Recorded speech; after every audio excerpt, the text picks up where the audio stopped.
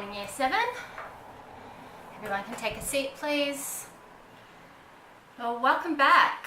I hope you all had a great Easter break.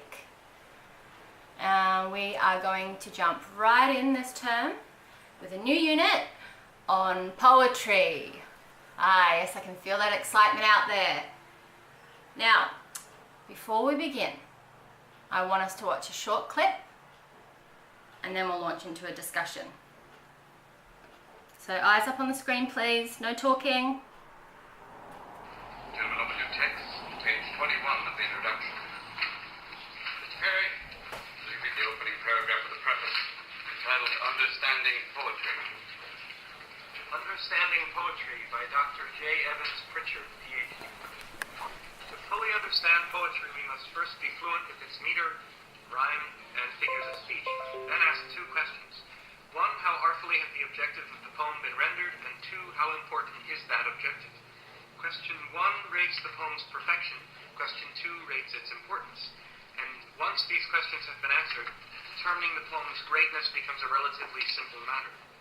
If the poem's score for perfection is plotted on the horizontal lithograph, and its importance is plotted on the vertical, then calculating the total area of the poem yields the measure of its greatness. A sonnet by Byron might score high on the vertical, but only average on the horizontal. A Shakespearean sonnet, on the other hand, would score high both horizontally and vertically, yielding a massive total area, thereby revealing the poem to be truly great. As you proceed through the poetry in this book, practice this rating method. As your ability to evaluate poems in this manner grows, so will your enjoyment and understanding of poetry.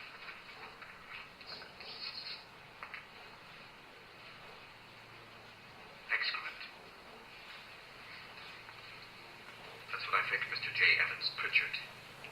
We're not lighting pipe. We're talking about poetry. How could you describe poetry like American Bandstand? Well, I like Byron, I give him a 42, but I can't dance to it.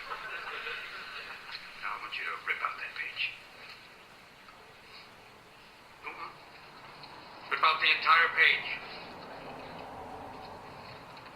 You heard me. Rip it out. Rip it out! Go on. Rip it out! Thank you, Mr. Dalton. Gentlemen, tell you what, not just tear out that page, tear out the entire introduction. I want it gone. History. Leave nothing of it. Rip it out. Rip! Be gone, J. Evans Pritchard, Ph.D. Rip! Rip the tear! Rip it out! I want to hear nothing but ripping of Mr. Pritchard. We'll preparate it. Put it on a roll. Let the firewood. Okay. So, what if I told you that I want you to approach our poetry unit by beginning to rip out your previous, your held thoughts and ideas on poetry? When I came in this morning and I said we were beginning a unit on poetry, what did you first think of? Did you think of men in suits with ties?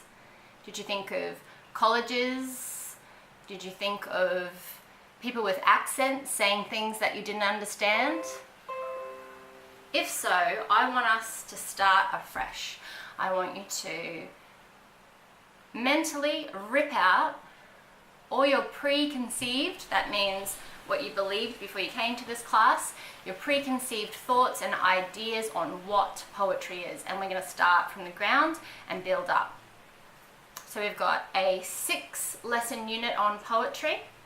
We're going to start this lesson looking at what poetry isn't and what poetry is.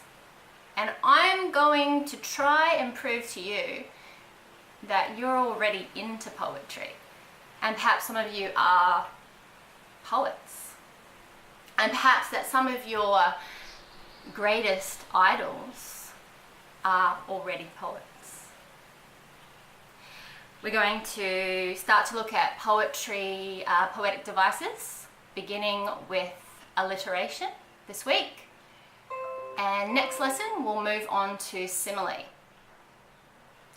What I want you all to begin with is get out your books, get out your pens, and I want you each to write one sentence telling me what you think poetry is. So one sentence in your workbook, start with today's date, and tell me what you think poetry is. While you're doing that, I'll get started on marking the roll. And you've got 1 minute to write that sentence, what you think poetry is. And then we'll have a discussion about that.